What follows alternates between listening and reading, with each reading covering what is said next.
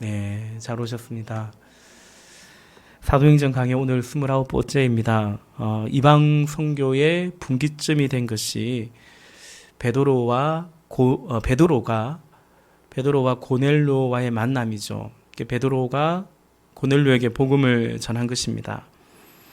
유대인의 그러니까 상징성, 대표성을 띤 인물이 베드로라고 한다면 이방인의 상징적인 인물이 또 고넬료라고 할 수 있을 것입니다.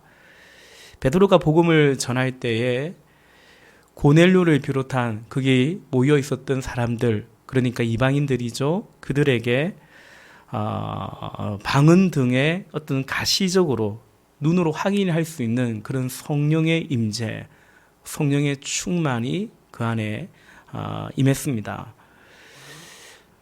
이제 베드로가 예루살렘으로 돌아와서 그 모든 것들을 증언할 때 이제 예루살렘 교회는 그것이 성령이 우리에게 부으신 바 되었던 성령이 그들에게도 임했다라는 그것을 수긍하고 인정합니다. 더 나아가 그렇게 역사하신 그 하나님께 영광을 올려드리는 것을 우리는 보았습니다. 이제 오늘 본문부터는 그처럼 이방인들에게 복음이 전해졌다라는 거죠. 그런데 이방인들에게 복음이 전해졌을 뿐만 아니라 그들 안에 교회가 세워진다라는 것입니다. 더 나아가 그렇게 세워진 이방인들의 교회가 예루살렘 교회를 부조하고 돕기도 하고 또 더 나아가서는 성령이 임하면 너희가 땅끝까지 이르러 내 증인 되리라 말씀하신 것처럼 이들에게도 성령이 임했죠. 그래서 이 세워진 이방인들의 교회가 땅끝까지 열방을 향해서 땅끝까지 주의 증인이 되어가는 그 역사적 사건들을 이제 본격적으로 기록해 주고 있습니다. 거기가 바로 안디옥, 그러니까 시리아의 안디옥. 이 사도행전에 안디옥이라는 지명이 2번 나오는데요. 시리아의 안디옥이었습니다. 안디옥 교회였습니다. 오늘 보면 19절과 20절입니다. 그때의 스데반의 일로 일어난 환란으로 말미암아 흩어진 자들이 베니게와 구브로와 안디옥까지 이르러 유대인에게만 말씀을 전하는데 그 중에 구브로와 구레네 몇 사람이 안디옥에 이르러 헬라인에게도 말하여 주 예수를 전파하니. 아멘. 여기서 19절에 그때 스데반의 일로 일어난 환란으로 말미암아, 그러니까 사도행전 7장에서 스데반 집사님이 순교하시죠. 그 다음 이제 사도행전 8장 1절의 말씀처럼 큰 박해로 인해서 사람들이 흩어져 갑니다. 또한 사도행전 8장 4절에는 그 말씀처럼 그 사람들이요 두루두루 다니면서 복음을 전하는데 바로 그때를 말하는 것입니다.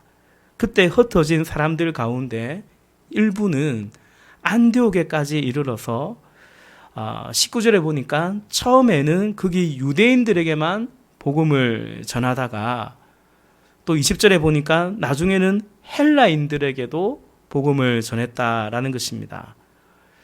여러분, 헬라 사람이라는 것이 그냥 다만 그리스 사람만을 지칭하는 것이 아니고 당시 이제 이방인을 총칭하는 그런 간용적 표현이었습니다. 알렉산더 대왕이 정복 전쟁을 한 이후에 헬라어를 사용하도록 했거든요. 그래서 이제 이 성경이 기록될 때 헬라인이라고 말하면 유대인 아닌 이방인, 이런 의미가 포함되어 있습니다. 그러자 21절에 보니까 주의 손이 그들과 함께 하심에 주의 손이 그들과 함께 하심에, 그러니까 헬라인에게도 말하여 주 예수를 전파하니 주의 손이 그들과 함께 하심에 수많은 사람들이 믿고 주께 돌아왔다라는 것입니다. 그 중에 몇 사람이 전도자들이죠. 다름 아닌 주 예수를 전파했습니다. 주 예수의 증인이 되었습니다. 그리고 주의 손이 함께 하셔서 수많은 사람들이 믿고 주께로 돌아왔다, 결신했다라는 것입니다. 여러분, 가서 전파하고 또 주의 손이 도우시고 그리고 열매가 맺히고, 이것이 하나님께서 일해 가시는 가장 하나님께서 일해 가시는 가장 일반적인 방식입니다. 하나님은 말씀하시죠. 내 증인이 되리라. 가서 복음을 전하라. 그 말씀에 순종해서 충성해서 전합니다. 그리고 하나님이 도우십니다. 그리고 하나님이 원하시는 열매를 맺어 가시는 것이죠. 이게 참 아름다운 패턴입니다. 조화이고요, 동력입니다. 주님이 도우시기를 기도하는 것만이 아닙니다. 전파합니다. 그러나 그렇다고 해서 내가 전파했으니, 내가 증거했으니, 내가 섬겼으니 그래서 마냥 될 것이라고만 생각하는 것이 아닙니다. 나는 그저 말씀에 따라 순종하고 전파합니다. 그러나 주님이 도우셔야 된다고 철저히 주를 의지하는 것입니다. 다시 말해서 기도보다 앞서지 않습니다. 이게 중요합니다. 그리고 또한 기도만 하는 것도 아닙니다. 이것 역시 중요한 거죠. 언젠가 사도행전 8장에 빌립 집사가 사마리아로 가서 복음을 전했을 때 그 복음을 받아들인 사마리아 그 성에 대한 소문을 듣고서 베드로와 요한을 이 예루살렘 교회가 파견하지 않습니까? 그랬던 것처럼 이번에는 여기 안디옥에 대한 소문이, 이들이 복음을 받아들였다라는 거예요. 그 소문이 예루살렘 교회에 이제 퍼져가고 또 보고가 되었을 때에 이제 예루살렘 교회는 누구를 보내냐면 이번에는 바나바를 이렇게 안디옥에 보냅니다.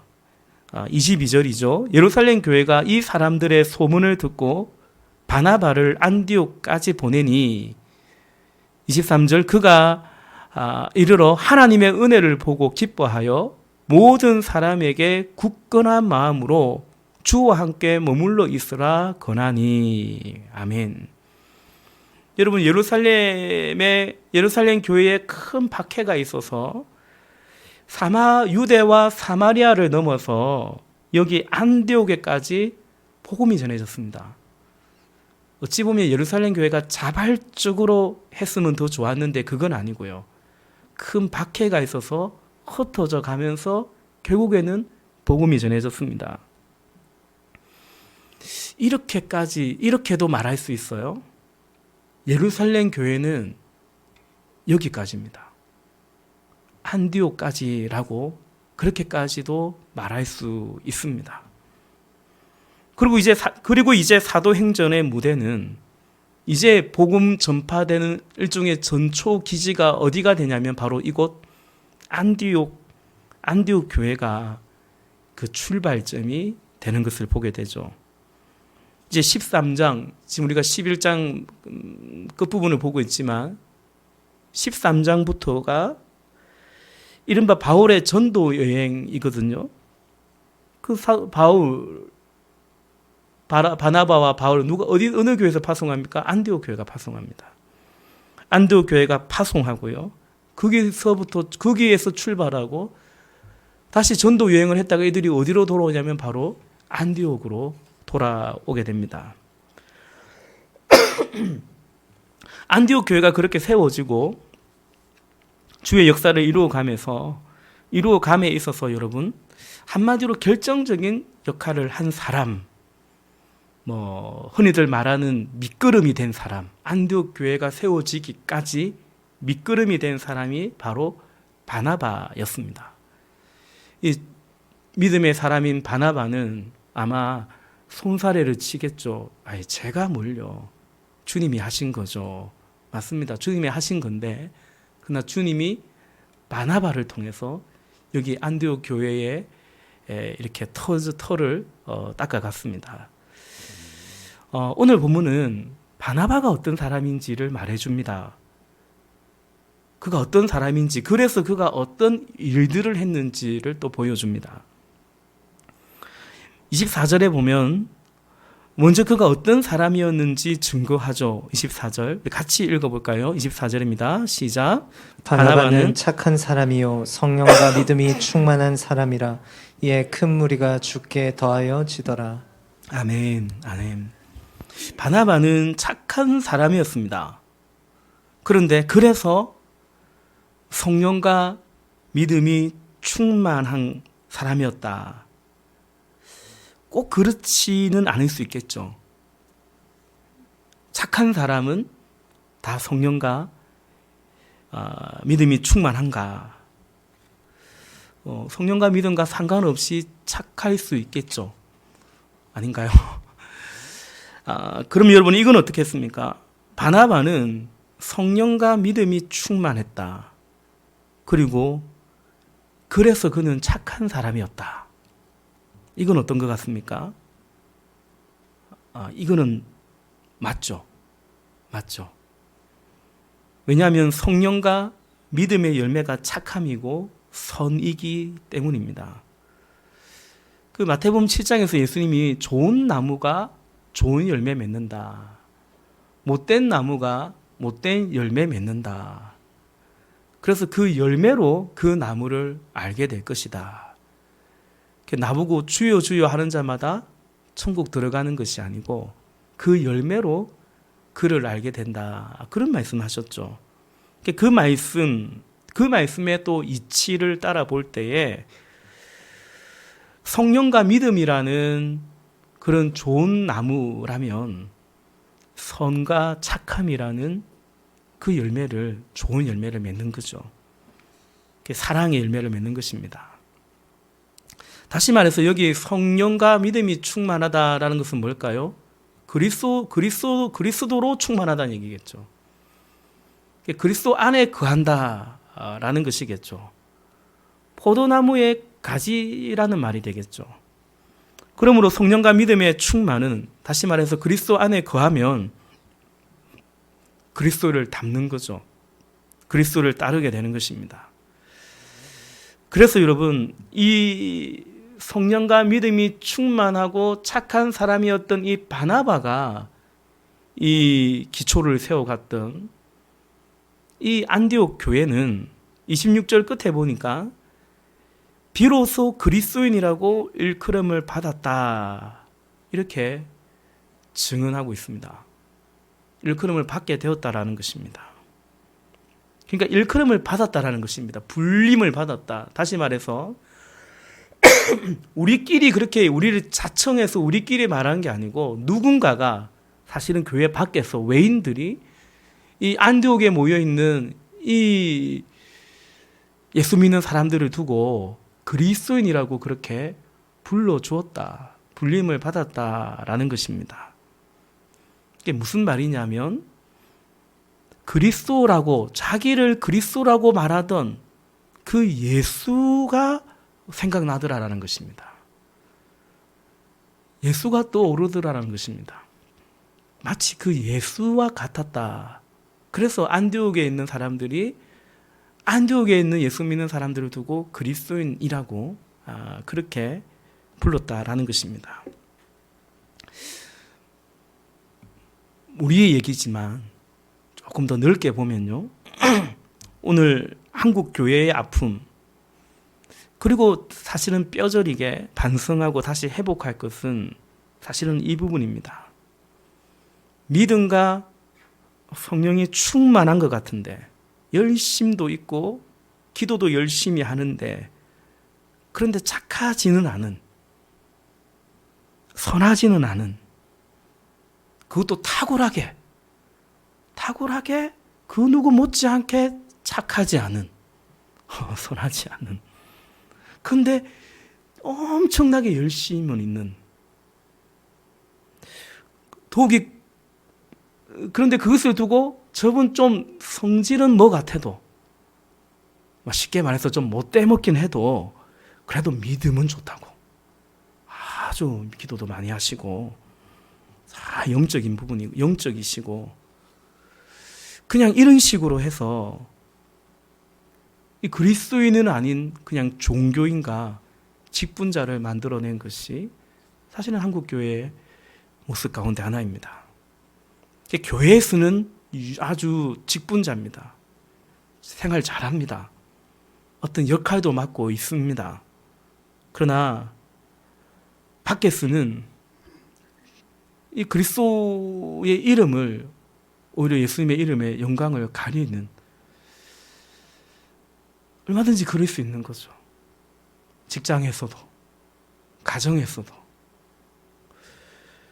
그냥 믿음은 좋은데 착하진 않은.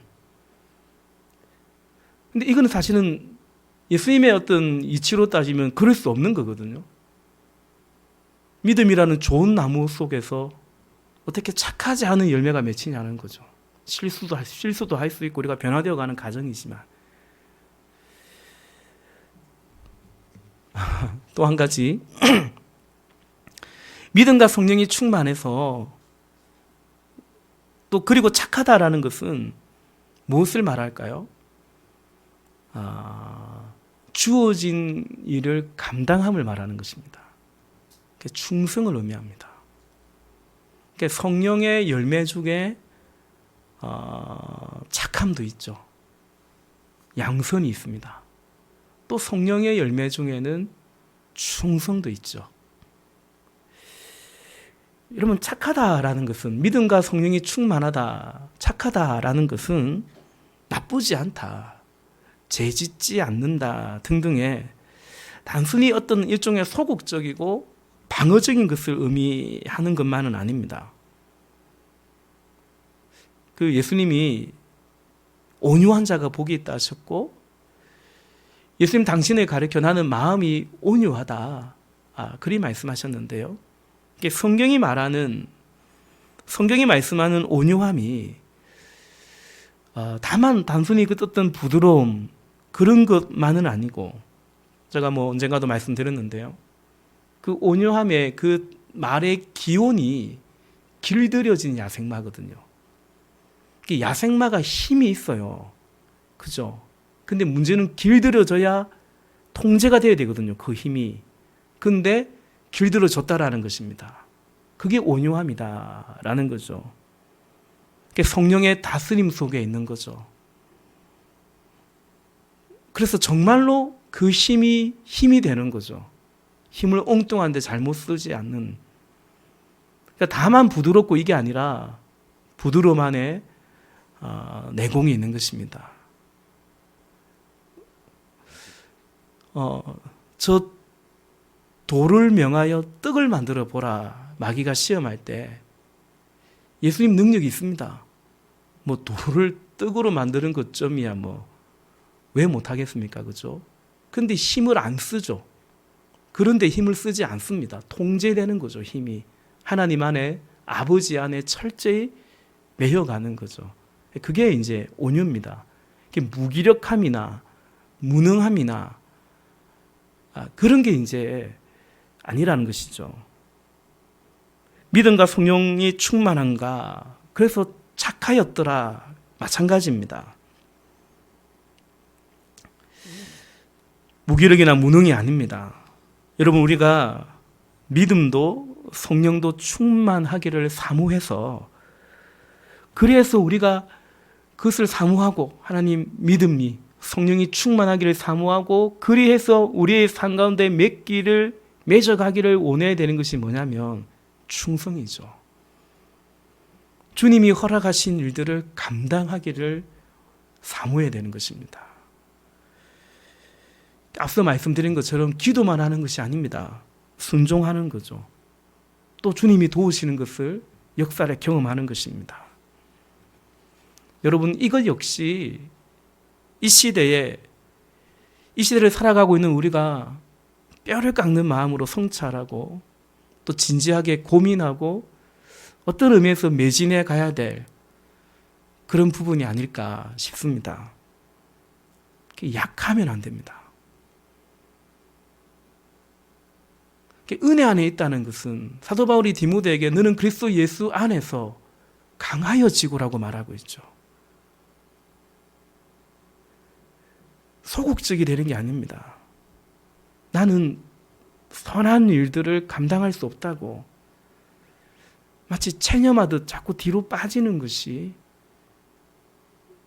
그런 믿음이면 안 되는 거죠. 상처나 아픔이나 우리 다 약하죠. 상처도 있고 아픔도 있고. 그러나 그런 자신에게 그냥 여전히 그냥 과거에 매여 있어서 마치 어쩔 수 없는 것처럼 그냥 어디론가 가서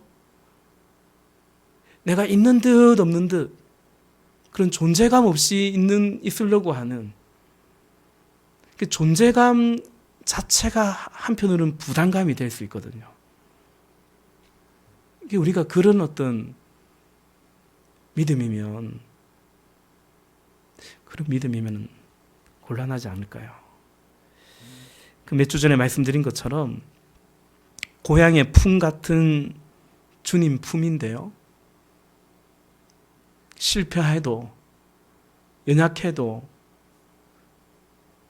쓰러지고 자빠져도 그런 우리를 품어주시는 고향의 품 같은 내 모습 이대로 있는 모습 그대로 받아주시는 주님이신데 근데 그렇게 주님 품 안에 안겨있는 마냥 어린아이로만 있어서는 안 되겠죠.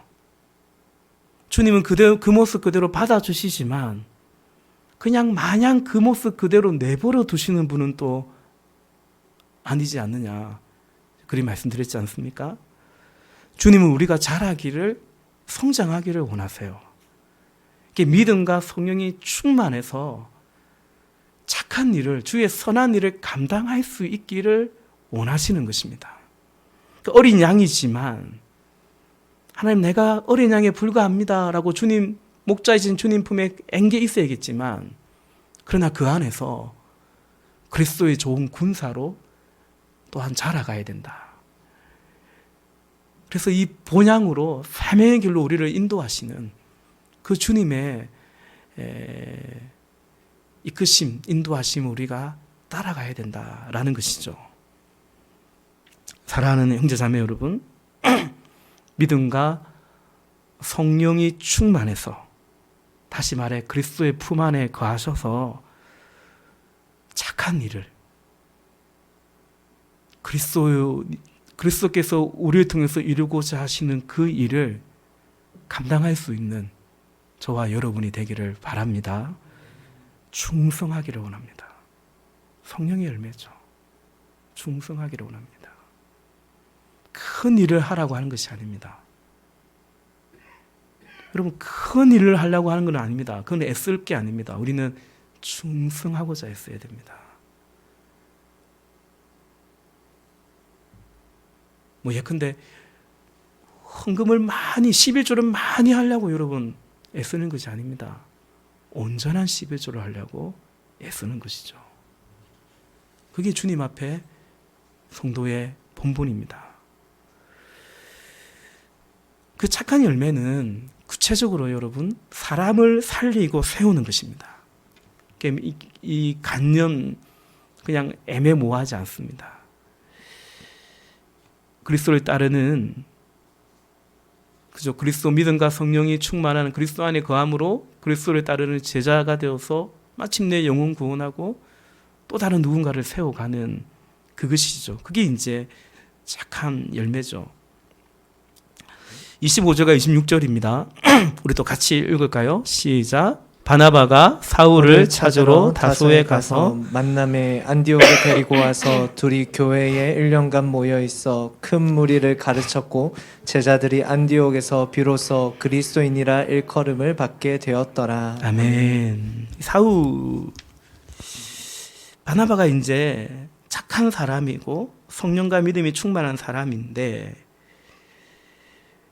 그가 이제 누구를 데려오냐면 사울을 데려옵니다. 여러분 이 사울, 바울이죠. 이 바나바의 제자라고 성경은 또 학자들은 그렇게 얘기하진 않습니다. 동력자죠. 어찌 보면 그것까지도 바나바의 어떤 이 성품, 그리스도를 닮은 그 성품이 반영된 것이라고 볼 수 있습니다. 여러분, 바나바가 없었더라면 사울이 교회에 받아들여지지가 않지 않습니까? 한마디로 이 바나바는 사울의 디딤돌이었습니다. 바나바라는 디딤돌이 있었기 때문에 사울이 예루살렘 교회에 들어갈 수 있었고, 그리고 처음 회심한 이후에도 그랬고요.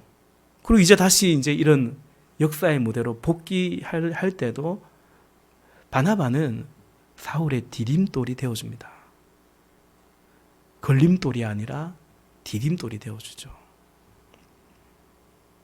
바나바는 사울을 자신의 밑에 두려고 하지 않았습니다.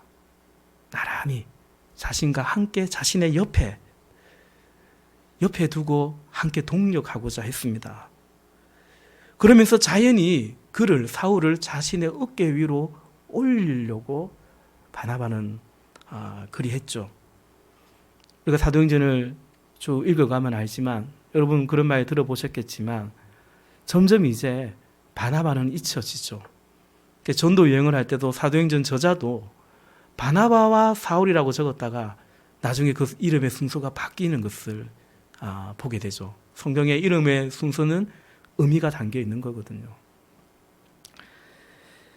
그는 잊혀지고 바울은 이제 무대 가운데 점점 서갑니다. 여러분 아시지 않습니까? 이게 정말 어려운 겁니다. 내가 데려왔고 그 사람은 세워지고 나는 잊혀져 간다는 거.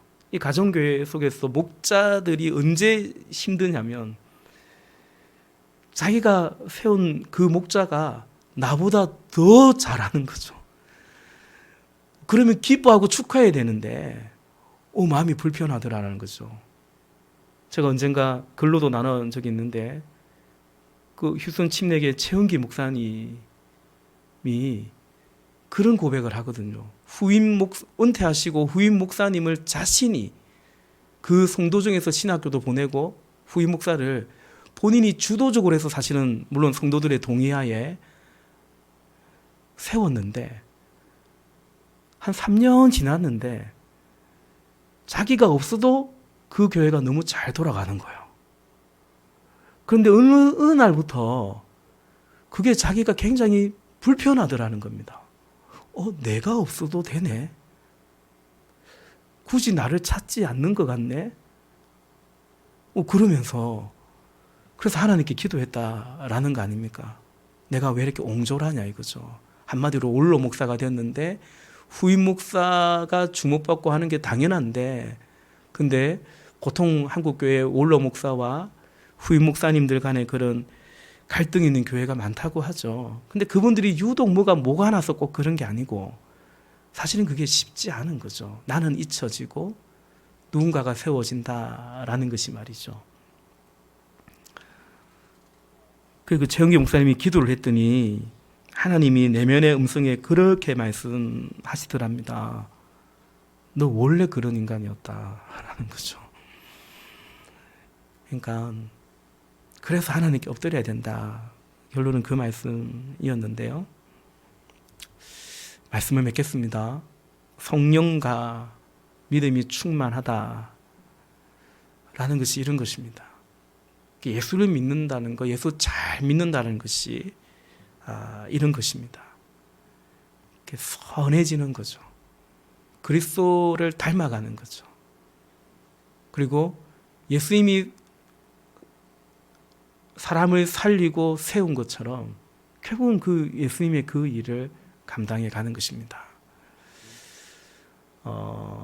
유능하게 되고 유능하게 그 일을 꼭 아주 탁월하게 그 일을 꼭 잘한다라는 그런 뜻은 꼭 아닙니다.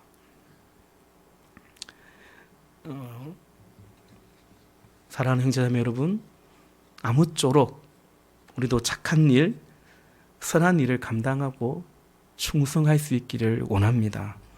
그것이 믿음과 성령의 충만합니다. 잘 이해할 수 있기를. 우리에게 이 은혜를 주신 하나님께 참 감사드리고 그리고 우리 안에서 함께 이 일에 헌신해 가시고 사람을 세워 가시고 그럴 수 있는, 또 그렇게 하시는 우리 지체들이 계셔서 참 감사합니다. 오늘 낮에도 오늘 지체랑 얘기하면서 제가 저희 어머니 얘기를 좀 했는데요. 저희 어머니는 60이 넘어 신앙생활을 시작하셨는데 한 몇 년 다녔는데 어느 이제 신앙의 이른바 답보가 오더라고요. 답보가. 더 이상은 성장이 하지 않고 교회는 나가시는데, 그리고 조금씩 교회 안에 좀 뭔가 갈등, 뭐 전도회 갔더니 명절 되니까 떡국도 팔고 참기름도 팔고 하면서 그 돈이 많니 안 많니, 누구는 사는데 니는 왜 안 사니, 뭐 이러면서 좀 이제 그런 모습들도 조금씩 보시기도 하시고, 뭐 사람 모여 있는 곳에 뭐 이런저런 갈등 있을 수 있죠. 뭔가 그래서 왠지 좀 점점 이제 예배는 나가시지만 조금 소극적으로 변하시더라고요. 근데 그때 제가 당시 고향교회 이제 전도사님 조금 연세가 있으신 전사님에게 상의를 했죠. 어머니가 이런 것 같은데 어떻게 하면 좋을까요? 했는데 그 어머니가 장사를 하시니까 구역 예배를 못 가셨거든요. 그런데 이제 조금 이제 시간을 조정해서라도 구역에까지 좀 들어가시면 좋겠다. 보통 이제 금요일 날 이렇게 모이잖아요. 그래서 구역에 편성하고 했는데 그때 만난 구역장 근사님이 너무 좋은 분이셨어요. 구역 식구들도 좋았고. 그러니까 어머니는 그 근사님이 꼭 바나바 같은 분이었어요. 우리 어머니가 바울 사도는 아니지만 바나바 같은 분이셨어요. 어머니보다 많이 젊으셨죠. 10수년은 젊으신 분이죠. 근데 그분이 우리 어머니를 어디까지 세워주셨냐면 우리 어머니가 한 2년 뒤에 구역장이 되셨습니다. 그분은 구역 강사로 뒤로 빠졌어요. 실제로 그 근사님이 다 챙겨줬어요. 저희 어머니를. 그래서 지금은 두 분은 서로를 구역장님이라고 부릅니다. 둘 다 지금 구역장 아닙니다. 근데 여전히 서로를 구역장님 이렇게 부르십니다.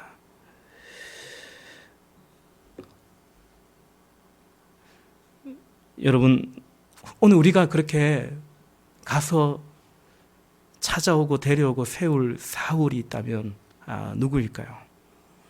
그런 바나바, 그리스도인의 삶이죠.